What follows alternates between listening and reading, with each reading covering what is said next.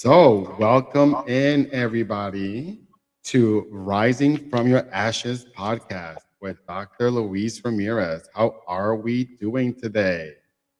So, it's a fabulous Friday today. The weather is nice finally up here in upstate New York, and I am feeling it. I have been severely blessed in the last few days by this wonderful woman right here, Miss Michaela Mims, who I'm going to have introduce herself in a minute, and also by Miss Katie and Miss Diamond. They have blessed my life in such a beautiful way. And this podcast for today has been inspired by conversations that I've had with them.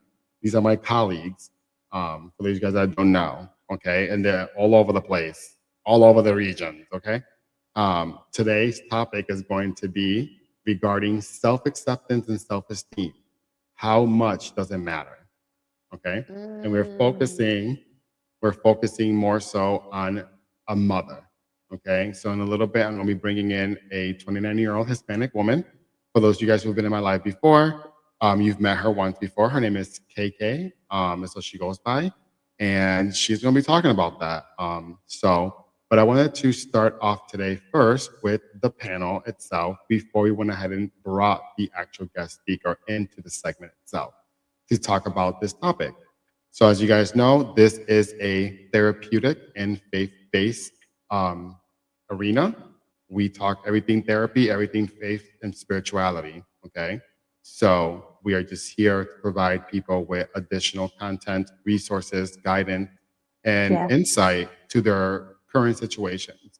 I wanted to create a space where I can come and reach others that are going through some of these significant struggles at times. And these are topics that I'm bringing that at times can be very controversial because nobody else is talking about them. So before we go ahead and get started, I'm going to go ahead and have the panel introduce itself. So I'm going to start off on the top real quick with Miss Michaela, have her do an introduction. She can introduce herself and what she does. And then we're going to go to Katie and then Diamond. Good morning, everybody. Well, where I'm at is morning. It's still the morning time. So I'm Michaela Mims. I'm a licensed marriage and family therapist in the great state of California. I work exclusively virtual, and I am also a live TikTok host. I host the Morning Four most mornings. So basically Monday through Friday, 6:30 a.m. Pacific Standard Time. And I have the pleasure of having these incredible people be panelists in my live. So I just want to shout them out for joining me. And I work with bonus moms, blended families, Black women with anxiety and depression. And that's me. That's all I do.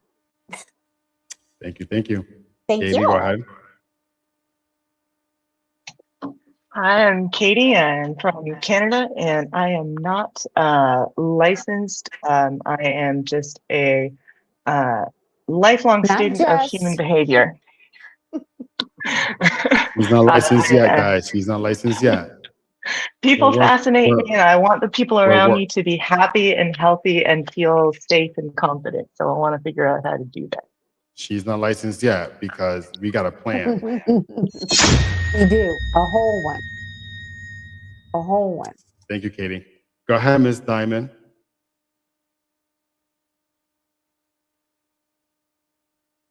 I think Diamond's still having difficulties with her technology, guys. So we can. All right, what about now? Is that better? Go ahead, Miss Diamond. Yep, go ahead. Okay, great. Sorry, we're having seriously technical difficulties over here. Anyway, I am Diamond Taylor Brown. Let's see. Where do I start? I am a parent advocate first and foremost. So I'm everything parenting. I help parents parent them their younger selves as well as their children. Basically adding help wherever needed. I am licensed, but not currently working in that field. So I would primarily say more or less a parent life coach at this moment. So that's basically what I am doing currently. But I already know with Dr. Luis, he already has a whole different plan for me to get back into the saddle of things. So we'll talk about that later. I'm sure he does. You already know. I do. So this topic, like I said, is a topic that is something that many people don't want to talk about at times, Mm. maybe because they might feel a sense of embarrassment, guilt, or shame. And as individuals who are people of color or women in general, okay, or Hispanics, especially when it comes to the women population, um, self-esteem and self-acceptance of themselves, even after becoming mothers, or neither you're not a mother and that you're married, um, is not talked about because a woman who then starts to speak about their self-esteem and their self-acceptance comes across as a selfish woman, right? Mm. And that is something that has been instilled by society. Okay. I've been working with women for the past 14 years. So I'm very confident in saying this. I've seen it also within the women within my own community and my family itself, that everything, it's something as simple as the following expression that as a child, I heard a lot. And then as an adult, when I heard it again, I had to correct my own mother and put her in her place in a good way, like to make her like, Mom, don't say those things because words got power. My mother used to say things to me and my sister growing up, such as, I don't even get a chance to buy myself a pair of underwear because I have to go ahead and buy you guys shoes for school. Mm. And to a child, that sounds like, oh my God, that's so vulnerable. Like, and so oh my God, thank you, Mom. Wow, right? Because we're kids. Then you get older and you start to compare those prices. A pair of sneakers between $150 to $200. Mm-hmm. Even if you couldn't even go to Walmart and buy yourself a pack of 5 for $12. And you're walking around here with holes in your panties.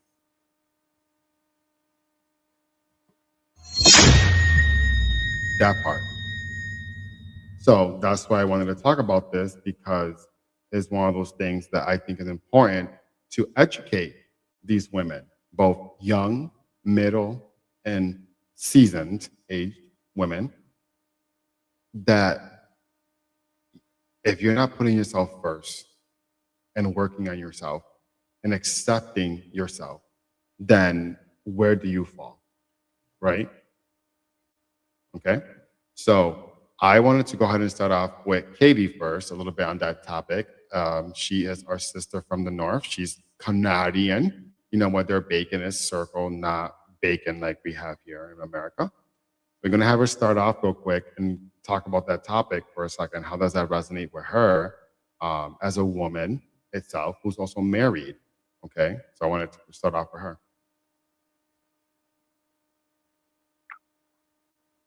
It's a very interesting question when it comes to self-esteem in motherhood for women, especially when so much of what you are programmed to believe your identity has to be from a young age is to be a mom.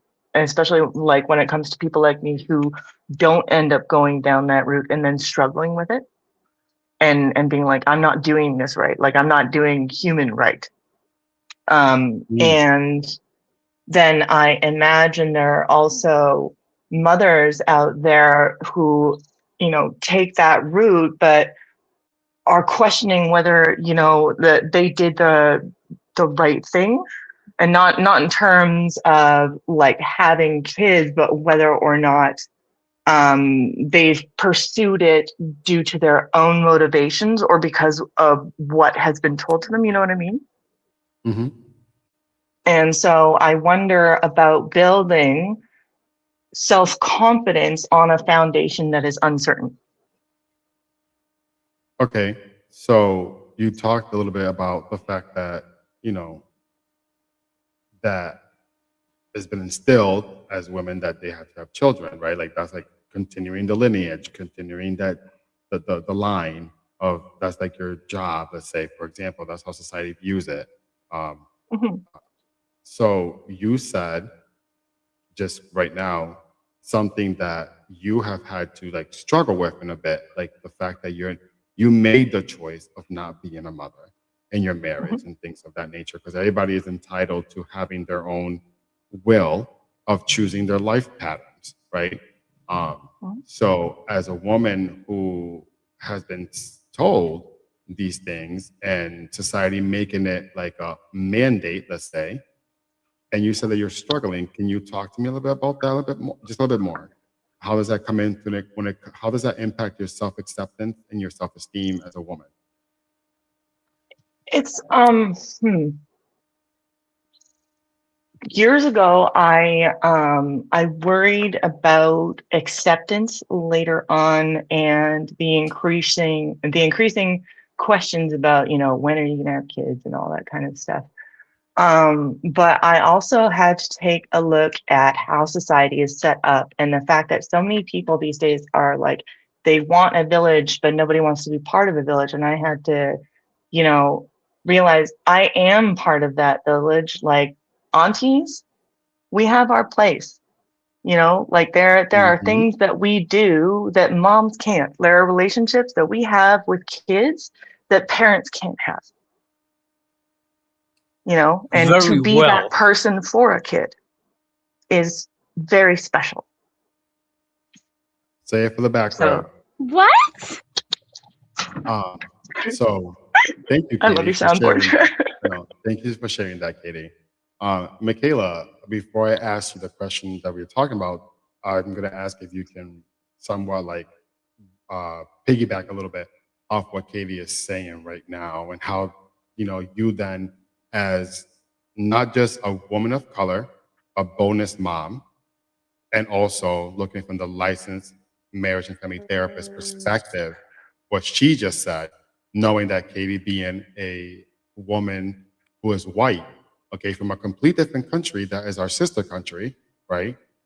And how what she's saying to me sounds a lot from what I hear about people within our community. Okay. Can you talk, can you read like a little bit on that, please? What the thing that stood out to me most, well, a couple things. So the place of an auntie, because aunties are huge in our community. Like, you know, you got that favorite auntie that you go to that you can say things to her that no one else can say. So I think choosing not to have children, being that person that decides I don't want to have children, and being able to be accepted and loved and appreciated for what you bring to the table as an auntie, I think is wildly important, because I love being an auntie, because I know, you know, well, my nieces and nephews are old, but I really appreciated them being able to come to me and ask things and share things with me. So I wanted to make sure that I touched on that, because that is a very important role in terms of community, which is something that Katie talked about. And so being a woman, Black woman in the States, we are cultured to be mamas. We are, you know, we get baby dolls, and, you know, we get ribbons and bows and all of those things, and Barbie dolls. So we are almost from birth conditioned. I'm going to use a word because this morning Mhm. Diamond helped me with that word in my life, but we're conditioned. We're conditioned to become mothers. And I think that we aren't often given another option to be, from childhood, to be something different than, you know, so you can do all these other things, but you definitely got to be a mama. And being a mom is not for everybody, but I do think here, I don't know that there's too much of a difference between here and stateside. I've been stateside here in Canada, so I'm not really sure, because I don't know what the culture is. And then I think we also have to think about, there are different parts of Canada, right? Like there's a French speaking part of Canada, so that's probably a totally different set of thoughts, school of thought there, than it is where Katie is. So, but I do appreciate what she said, because everybody doesn't want to be a mom, even though, right, we are conditioned and groomed to a degree from birth to, that's what you're gonna do. I So hope that then, answers your question. and no, it does. And I love that you brought that up too, because even me as a gay man from the LGBT community, right, as also, and being Hispanic and Italian, is one of those things that has been told to me that I had to carry the lineage, right? My sister already did that for my sister did that for me already. She got 4. Did I she Man, say chose she not already to made have her kids. contribution? Yep, she did it for the 2 of us. Um, May I for I just a chose second? not. I chose not to have kids. Right. I originally Yeah. wanted them in the beginning, talking when I was younger, but as I got older, I be I'll be honest, I started looking at it from a very selfish perspective. I like the way my life is. I don't want to change that. I love that. I don't want to change that. And it's not that a child will be a burden to my life or anything like that, um, and whatnot. So that's not what I'm saying. It's just the fact that I feel that children were not meant for me to have in my home unless they were my nieces and nephews. Because those, to me now, I already have a hard time planning vacations when it comes to finding a sitter for the dogs. Do I want to do that? Do I want to give that up? I said no. And also, I'm a very busy individual. And I did not want my kids to be raised by a nanny or by the village, right? Like I didn't want to become a burden for others. And then when that started to happen, it became a thing where like the family and society was like, oh, you don't want kids? Why? This and that. And I'm like, it's not for me. I know I will be a great father, but no, right? So like, I understand that I love being a gunko though. For those of you guys who don't know what a gay uncle, I love being a gunko. I unfortunately have to get going pretty soon here. But I wanted to leave you with a thought before I go. And part of that is the confidence and self-acceptance part. I want you to think about how we celebrate women and what we celebrate them for.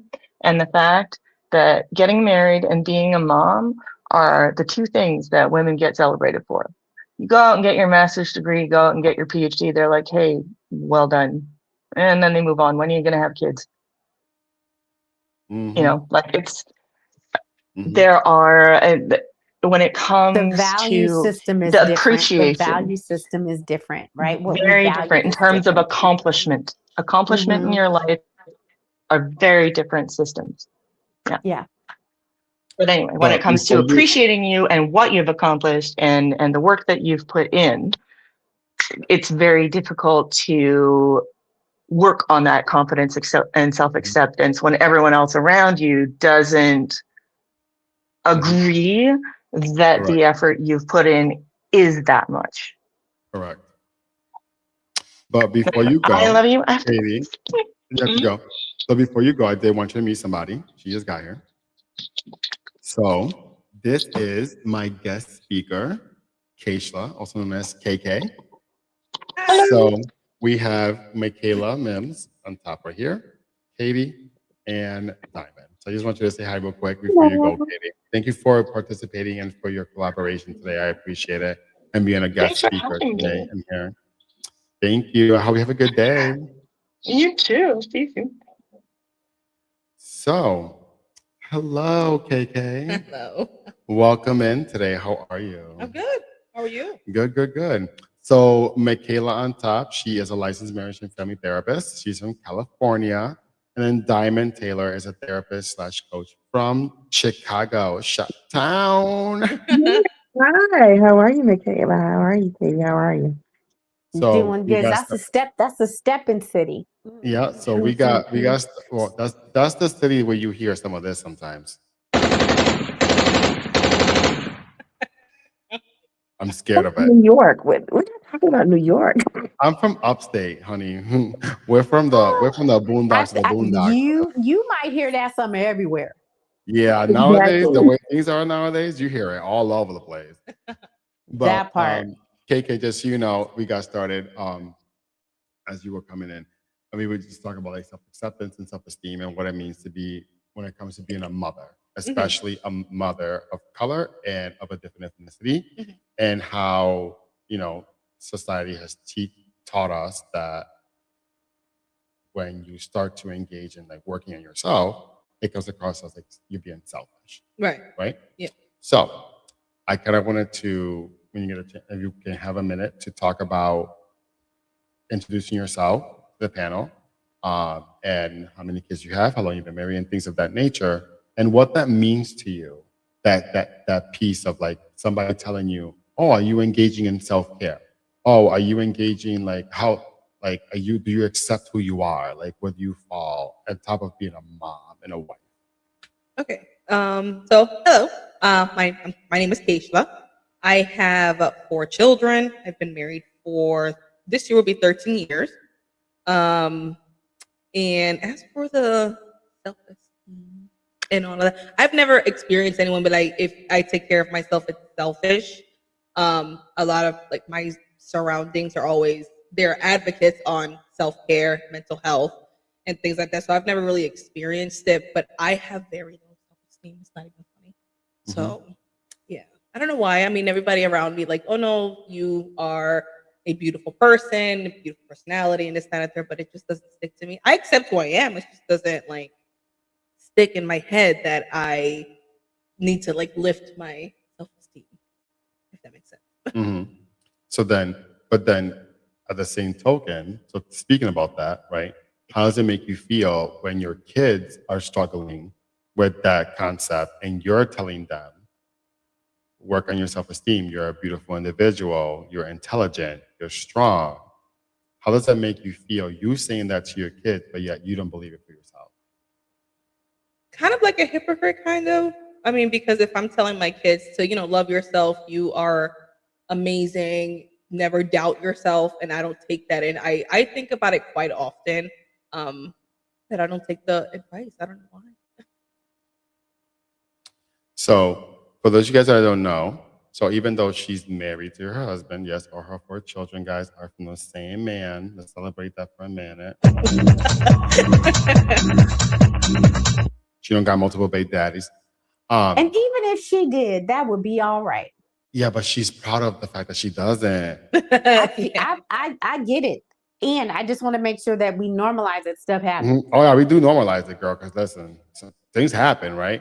But one of the things that I know about her, because she's a good friend of mine, she's one of my fabulous guest speakers here now. She's making this podcast fabulous.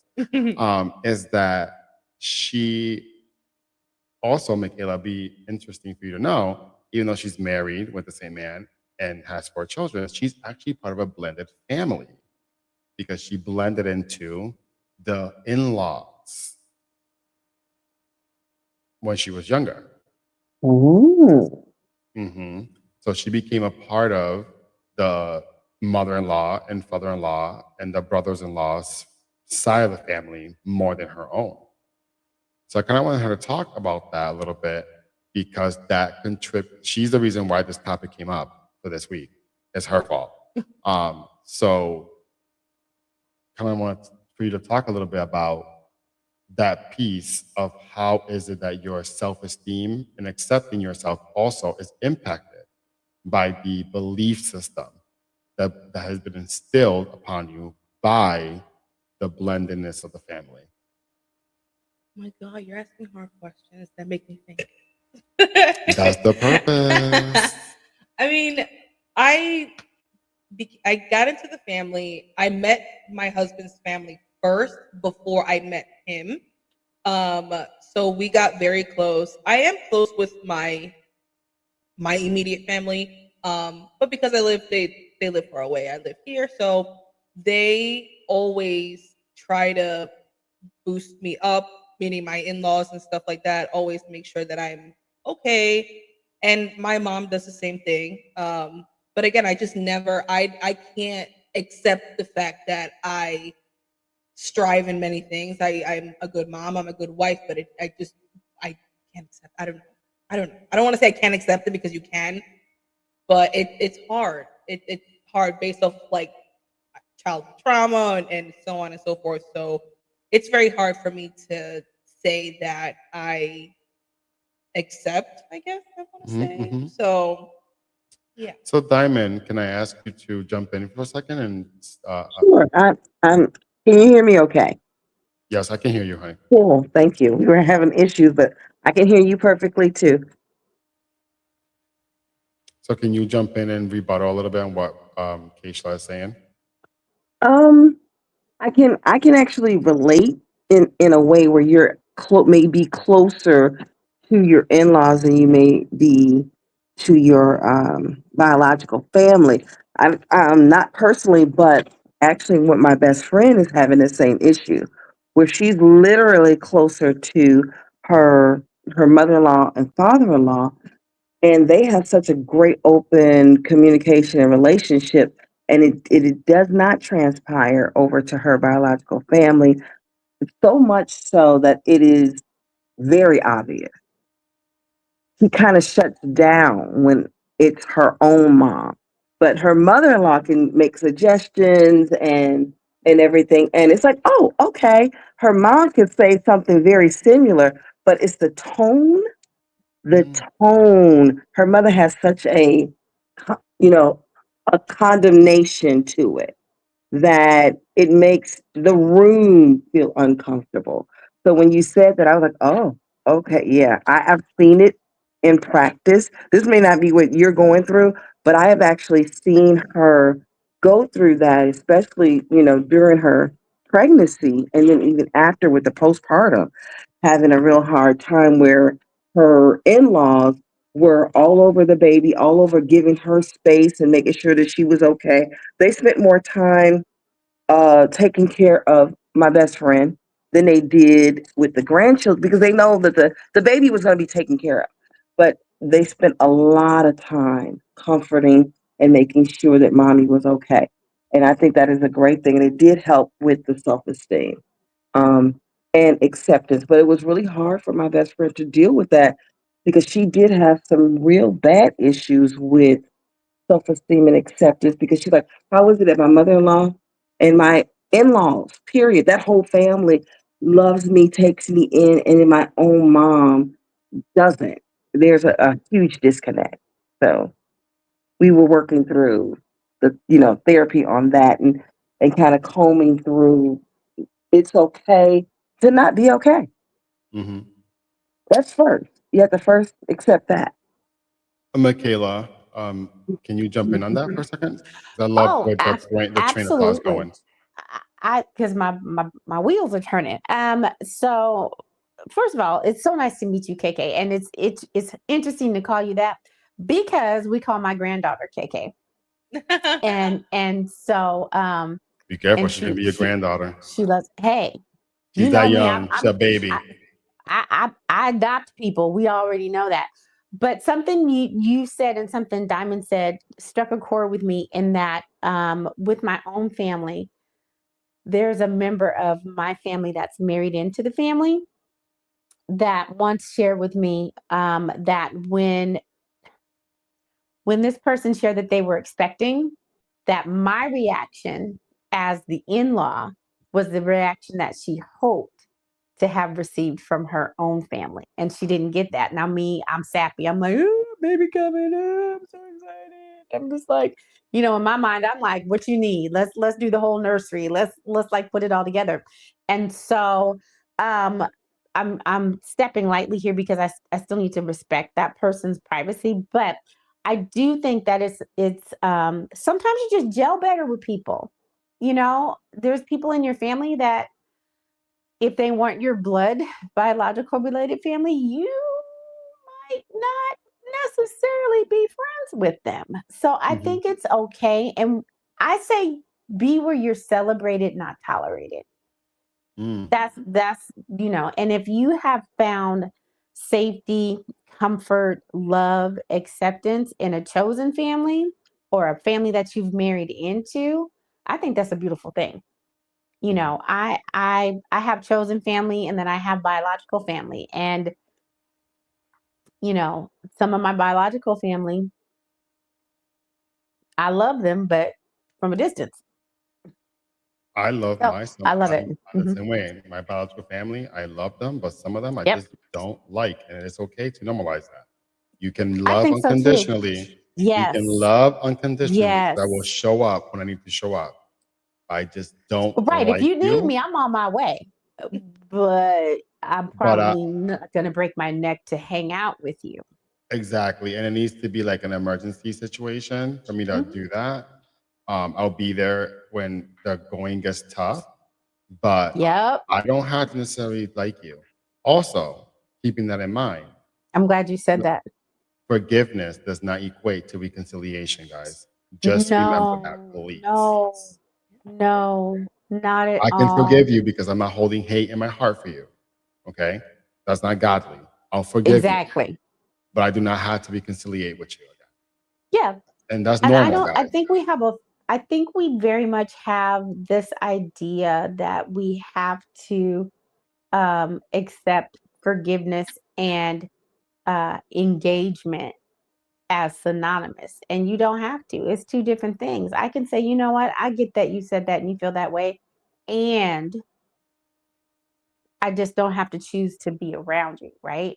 So not in a not in a not in a malicious way, but in a way that I can still see you, I can still love you, I can still want to come and protect you, right? And defend you and all those things. And if you have need of something, I can still want to do that. But but I don't have to be up under you. And so that's something that I feel strongly about is the two different things. Let's So celebrate that for a minute. Hold on.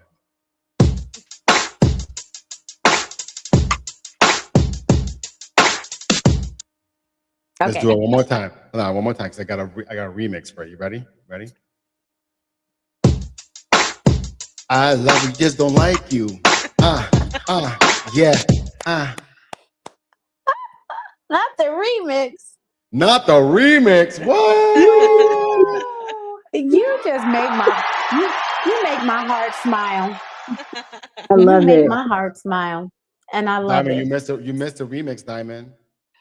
I got a part of it. I'm gonna do it again for you. I'm gonna do it again for you. Right? Ready? Help You a ready? sister out. Here you go. Here you go. I love you, just don't like you. I love you, just don't like you. Love it. On the ones Sometimes. and the twos. Can you say it louder for the people in the back? They didn't hear you. Oh, but no, I very much feel like you can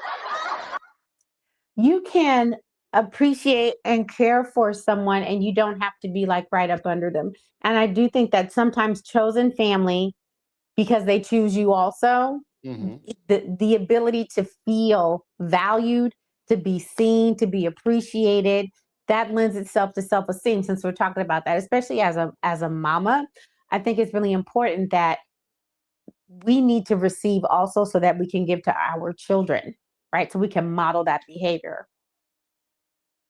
And in your words, I'm gonna land my plane right there. Don't land it. Nobody gave you clearance to land that plane just yet.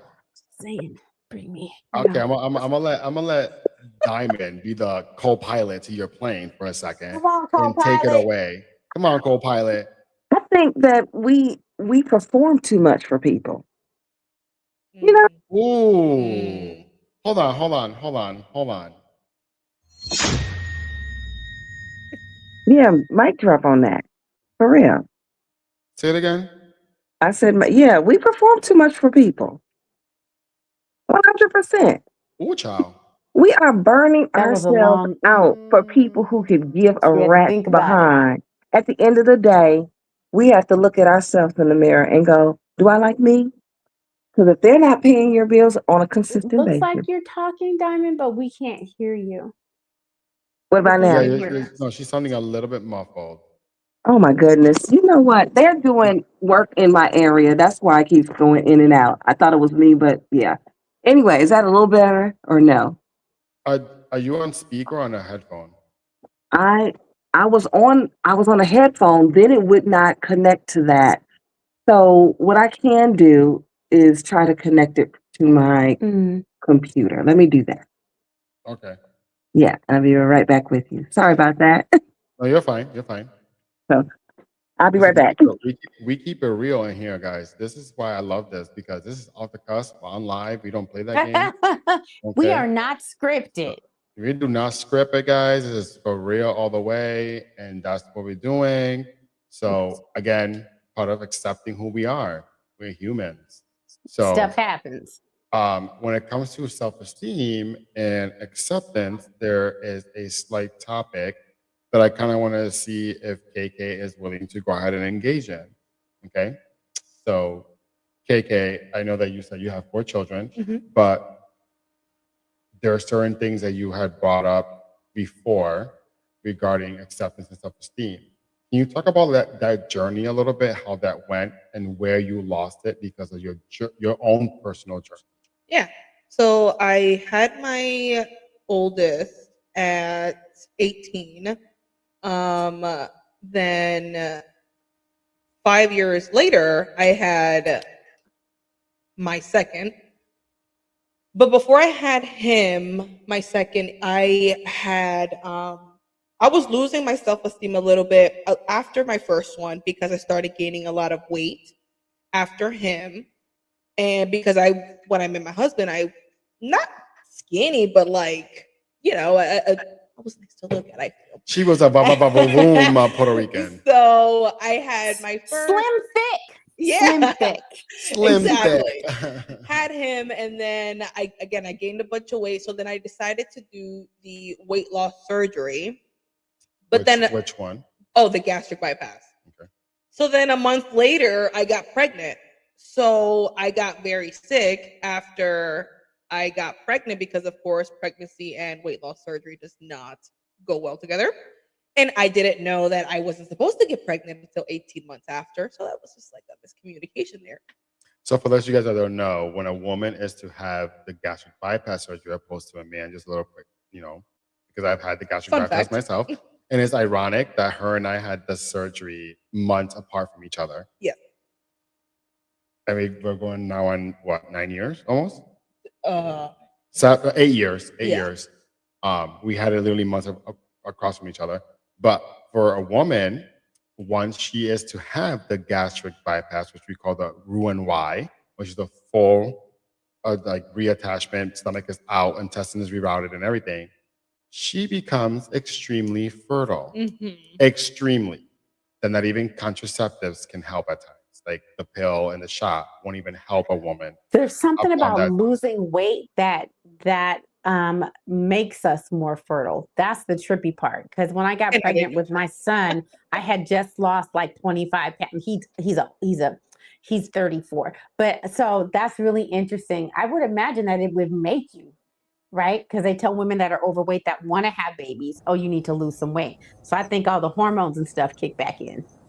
So then continue, you're talking about how, because you couldn't have a baby for a while. Yeah. And then this happens. Right. And you talked about already you were struggling with your self-esteem. Can you continue on with And that a little then bit? I lost 110 pounds while pregnant. And then I kept having more kids after that. And then the doctor recently told me that because I got pregnant so fast, my bypass did work, but he said it messed it up because I wasn't supposed to get pregnant. So I ended up gaining weight again after my 4th baby. And that's where my self-esteem went to the rock bottom because I got so skinny after I had my second one, and I'm like, oh, I'm feeling myself. And then I got pregnant with the 3rd one, and the 4th one, and I gained so much weight, and I'm just like, I don't like the way I look at all. My husband always, every single day, reassures me, you're beautiful, I love you, or whatever. He also had the surgery too. He lost a lot of weight, and he continues to lose weight. So I'm not that I'm jealous of him, of course, but I'm happy that he's healthy. But it's like, wow, why is it so harder on women than it is on men losing weight and then keeping it off? And I'm just like, man. And then I had my kids, and I'm just like, okay. So then how does that, and I know that you don't blame your kids for that, because obviously it's scientifically, but then how is that impacting your overall mental health when it comes to the anxiety portion and the depression portion of things as a woman and a mother on top of everything else? You did what you needed to do to get to that next level, and then this happens, and you love the fact that you are a mom, you love the fact that your husband is supportive, but do you find yourself still struggling with those thoughts of the anxiousness, the depression, those intrusive thoughts of I'm not good enough, I'm not beautiful enough, despite people telling you otherwise? I still have those moments, yeah, definitely, especially when I'm overwhelmed with, at the end of the day, after I just lay down and I'm like, okay, I'm not okay right now. And then I would just look at myself in the mirror and I'm just like, why do I look like this? Like, seriously. Or when I go shopping for clothing, that's where my depression and anxiety kicks in. Like, that's the trigger for me because I'm like, I used to be able to fit this and now I can't. For the people listening in, can you tell us how old you are, please? I'm 29. Okay. So here we have this independent, wonderful, beautiful 29-year-old woman, right? Struggling with these issues, right? When others are to look at you, like I've told you this before, I know that me and you differently, right? But and your husband's also telling you this. I look at KK and I don't see what she sees, right? And I'm not looking at it from a therapeutic perspective. I see a strong, beautiful, individual woman that stands strong, right? If you need tissues, go there in the car. I forgot to bring them in. But I don't see that, right? So why is it that you continue to allow for your inner saboteur to impact you this way? When you look in the mirror, why does she speak back to you and say to you, and I'm going to excuse myself from what I'm going to say, okay? For those who are in here that are Christian, when you look at yourself in the mirror and she sees you back, why do you let her say to you, you ugly bitch? That's a great question. I don't have an answer to that. I really don't. It's a great question. I think you're beautiful. Just saying. Thank you. Amen to that. So, Diamond, you want to jump in? By the way, microphone is better. Oh, lovely. A whole lot. Yeah, I'm on the computer now. The other device was acting interesting. My question to you: when you were younger, were you thinner or heavier?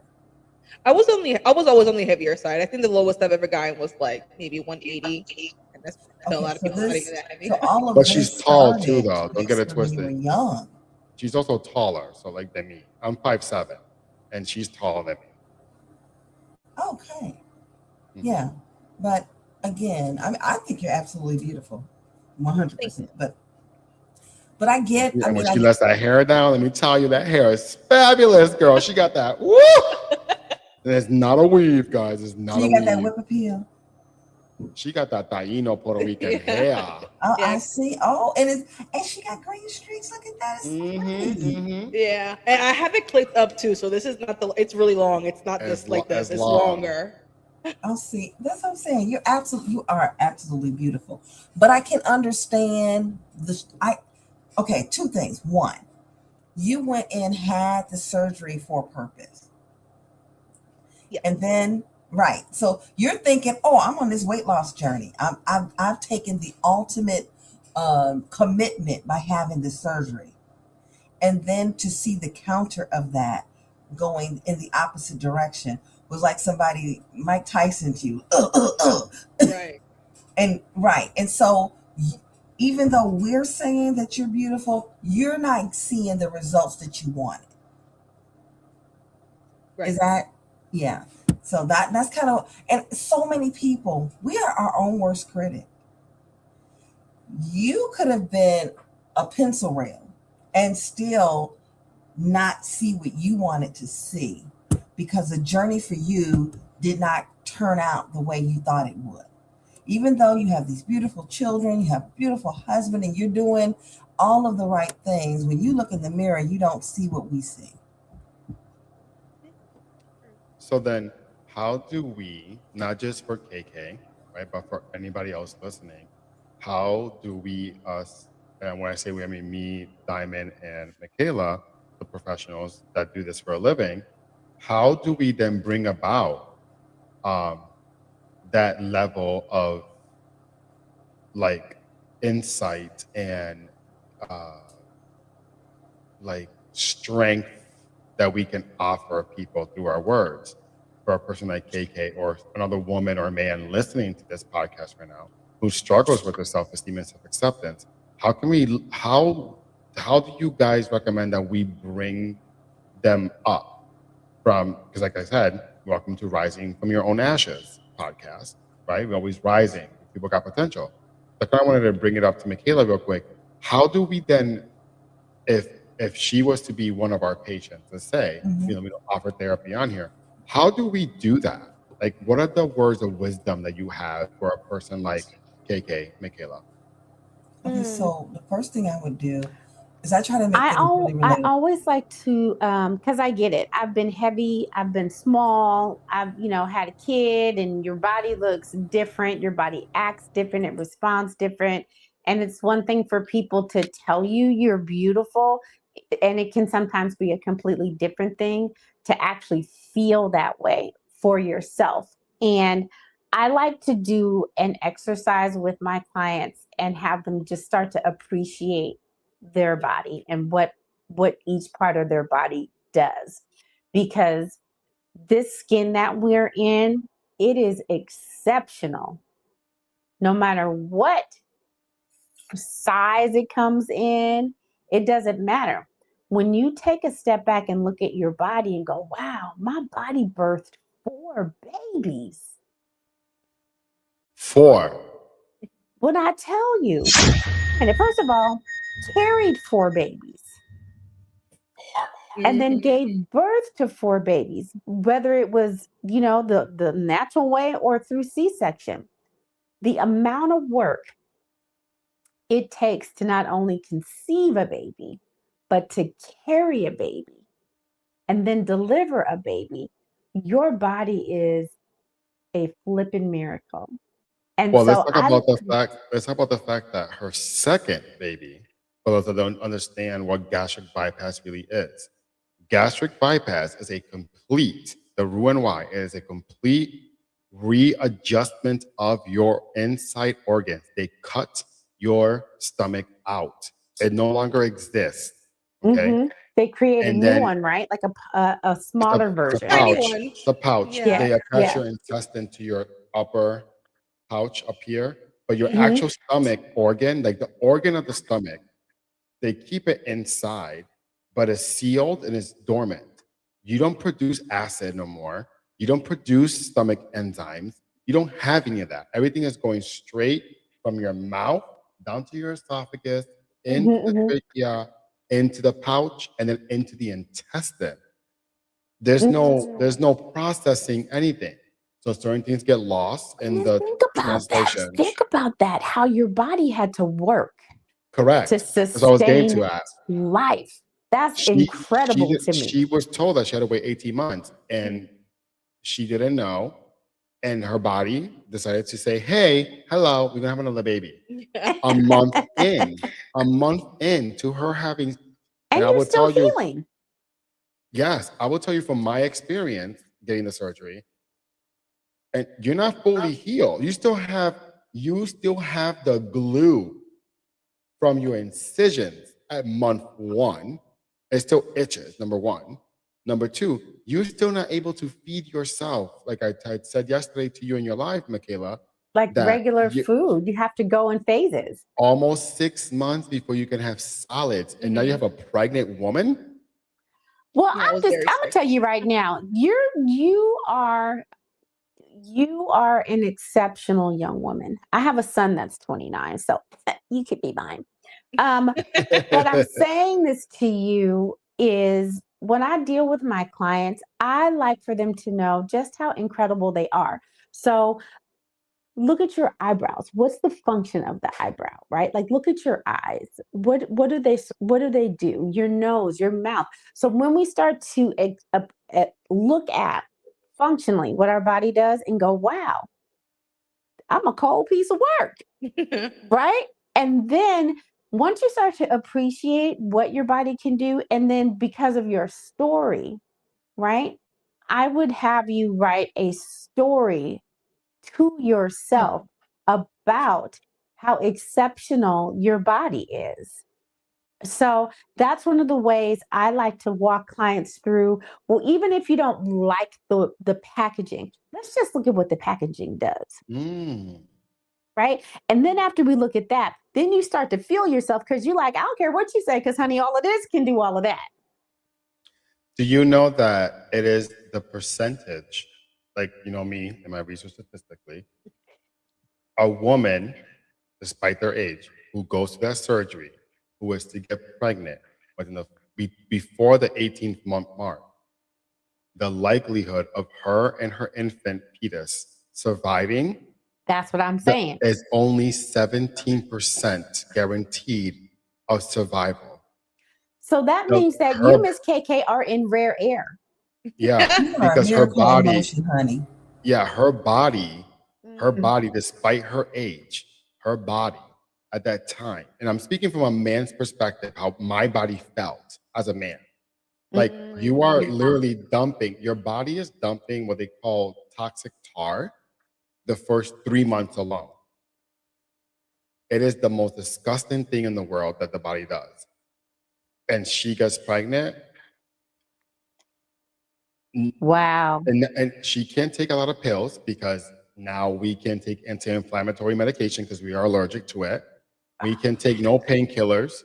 None of that can happen. The food intake. Wait a minute. Wow. Could you rewind that? I'm just utterly What'd you say? amazed.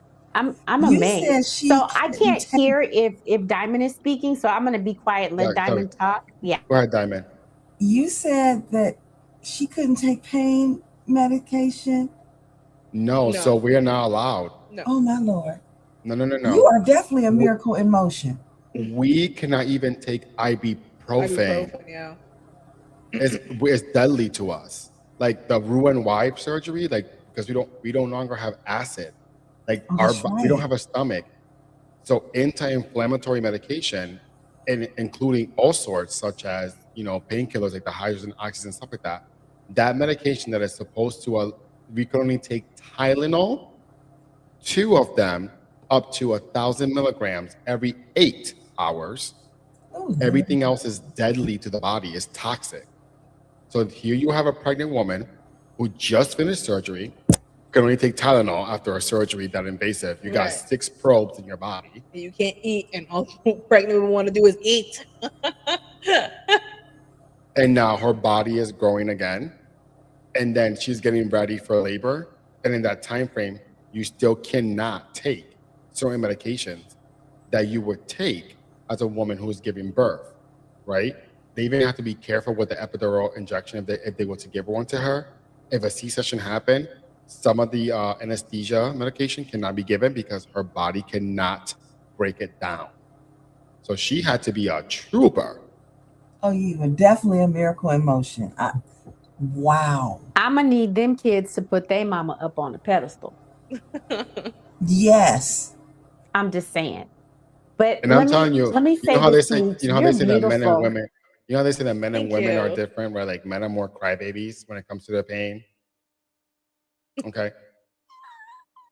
And it's funny that her and I went to the same doctor. We had the same doctor actually. Yeah. Who did our surgery. So we're surgery sisters. But then on top of it, I know as a man, and I'm stronger than most men when it comes to pain. I know what my body was feeling.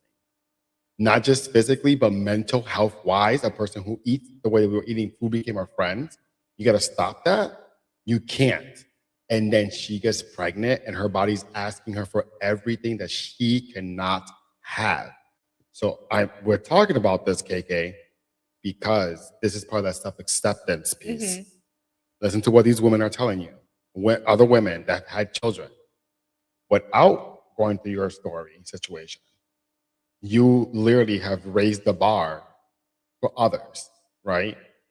And you did it not just once, but 3 times in that period of having the surgery, right? Yeah. Accepting the fact that I know that you feel a different way about when it comes to the way you look, right? Which is a cosmetic thing, Yeah. right? It's important to women as well to look beautiful, which we're telling you you're beautiful, but the strength within you alone, what you've done. First of all, as you know, before medicine, giving birth for a woman was still a very dangerous situation, depending on the circumstances and your Right. economic standpoint, right? If you didn't have the money, you didn't have the midwife, you most likely were unaliving upon birth. You have literally beat so many odds, and the fact that you fall within a 17% margin of women that survive this surgery, I mean, giving birth after surgery, I apologize, that you survived it, you are beyond the statistical margin 3 times, not once, not twice, but 3. You beat the odds 3 times. So, women in the panel, please, before we start ending, can you because Again, I said she's a miracle in motion. I mean, 3 times over, just in a regular pregnancy, that is a lot. But what you did goes far way beyond. You need to give yourself more than a pat on the back. You need a cape. Superman. I mean, I am so serious because just going through a regular pregnancy, but to have all of those other dynamics happening at the same time, please give yourself grace. And I mean, and like I said, physical appearance is one thing, but your heart, I can even feel the radiation of your spirit and your heart through here. You're such a beautiful soul. And your husband and children are blessed, and the world is blessed to have you. But for real, though, I mean, the one thing that I would definitely tell you is, no matter what it is you thought you wanted to look like, you are already that person. It's up to you to decide. One, self-acceptance first. You're beautiful right where you are, right here. You have survived more than anybody I know. If you were doing a Olympic race, you have beat everybody else is still at the starting line. You've already completed it. You're at the finish line. And you're already standing there with your gold, with your triple gold medals around your neck on everything that you have accomplished. One, as a young, beautiful woman that you are, as a mother, having to survive all of that, and the surgeries that you had. Yeah, my hat definitely goes out to you on that. But back to what you were saying real quick before we have to end. One thing I could tell you is, who is your ultimate favorite star, whether it be music, movies, or whatever, that you kind of like, that's my idol. I really like her. I like her story. Oh my. I don't know. I can tell you mine. Beyonce. Okay. But if you even look at her story, look at how she started and what happened with her. If it's Beyonce. Or Cardi B. I like Cardi B. I like Cardi B. Oh, yep. You said that last time. Cardi B is one of hers, maybe. So, but if you look at their story, not the end result, but the starting. How they got there, The beginning. Yeah. And if that is your person in your mind, think about not the end, but the journey, and go, I'm right there. And just make yourself like little targets. If you look at their real story, you go, you know what? I'm feeling like I'm right here. But look where they are now. Even with Beyonce's story, look at where she started and, I'm right here. And that can kind of help you with your self-esteem as well. Because you kind of, I like to put something that's more tangible. And if that's somebody that you really, really like, then it kind of helps you. Because they're not always in the limelight. They don't always have great, gracious, beautiful, glamorous moments. If we're being honest, they don't still rise and get up again. And so that would be my 2 cents that I would have to add to you. And then I'm gonna give it over to Michaela so she can give you what she thinks. But yeah, that I would do that. I would look at, for me, I'd be like, that's the person. I would look at their life and go, all right, as far as journey, this is where I am. And, just like if you're on the highway. Thank you so much, Diamond. Oh my God. Definitely. Michaela, so I'm going to have you take it away, and then Michaela's going to be the one to wrap us up with a prayer after she gives her part. I love the fact that Michaela can, her spiritual connection with God is amazing to me, and I love the way that she ends things. Last time she prayed, Miss Cardi B herself.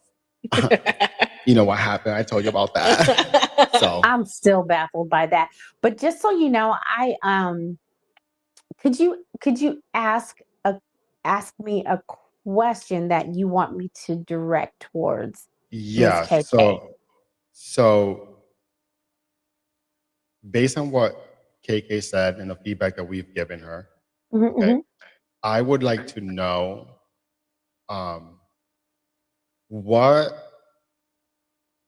what two statements, not words, statements of encouragement can you Mm. give her?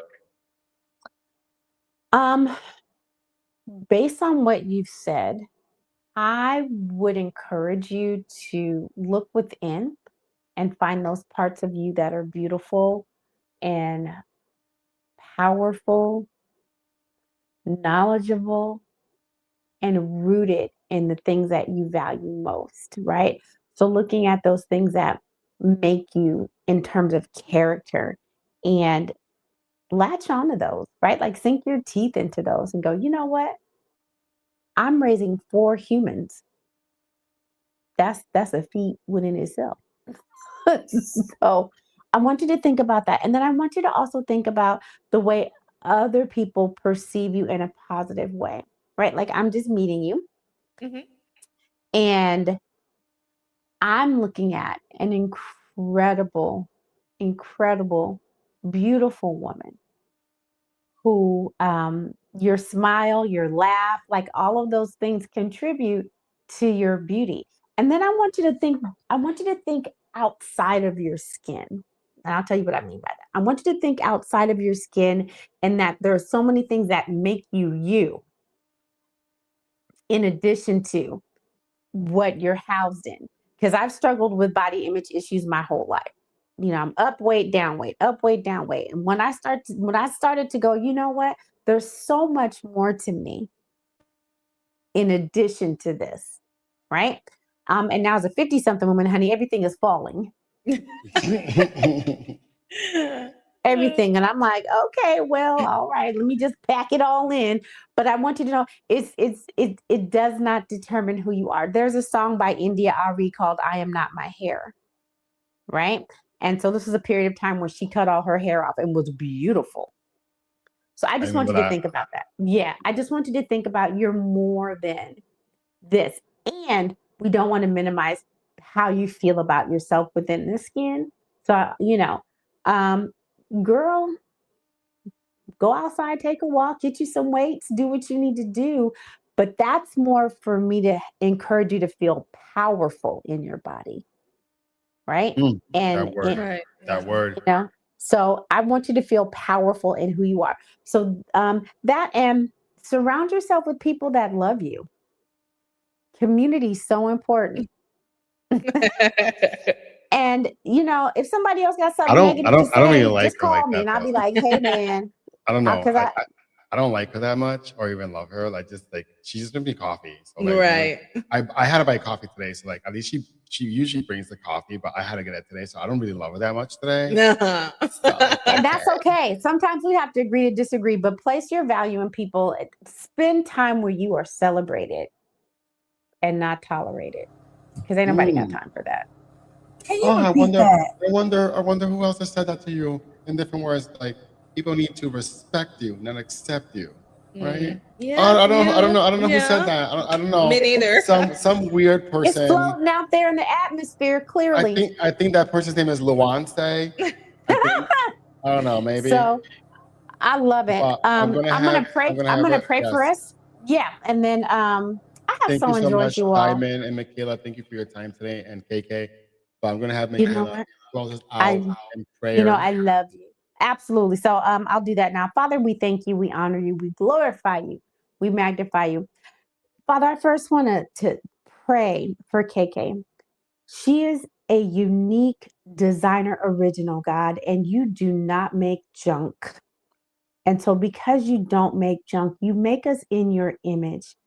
I'm praying for her this morning and asking that you allow her to see the beauty that is her in totality, not just one specific thing about her, but who she is as a woman, as a mama, as a wife, as a friend, who she is as a daughter of God, and allow her to see that you don't make junk and that you don't make mistakes.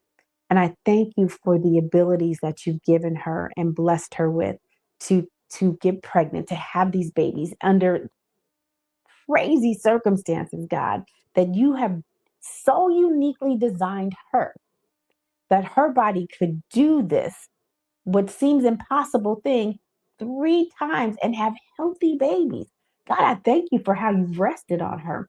And I thank you, oh God, for how you've taken care of Dr. Ramirez and how you've introduced this amazing, incredible new sister to us, Miss Diamond. I feel like Miss Diamond is my alter ego, Lord. So I thank you for her. And Father, I just ask right now that you allow us to have peace, joy, happiness. And you know me, Lord, we got to laugh. So I'm praying for laughter throughout this day. And we thank you and praise you for everybody that has listened. And hopefully something we've said has encouraged them and inspired them. In Jesus' name, amen. And I'm going to add a little bit to that prayer real quick, if you don't mind. I don't mind at all. I do prayer. Real quick, I want to add to that prayer. But before I do that, I want to do this in God's name real quick. Listen. Father God, thank you so much for the time that you have given us to be here together, and that you continue to bless Michaela, Diamond, and KK the way that you have been doing thus far. You know their current circumstances. You know what challenges they're facing as women that have raised children in a family, God, that they have set themselves apart from other people to bring about change and to be examples in their communities, God. I know that at this time, God, that you have chosen them to continue to pave the way, not just for themselves, not just for the children, but for those that are listening and then those that are following in their footsteps, God. You know right now the challenges that they're facing, be it financial, God, be it with their families, be it with their children, and anything else in between, God. And you continue to give these women the power needed for them to continue to uplift their households, not just their significant others, their husbands and their children, but to uplift themselves, God. Because if it wasn't for them as women that became so strong in your name, God, we would not be here as men.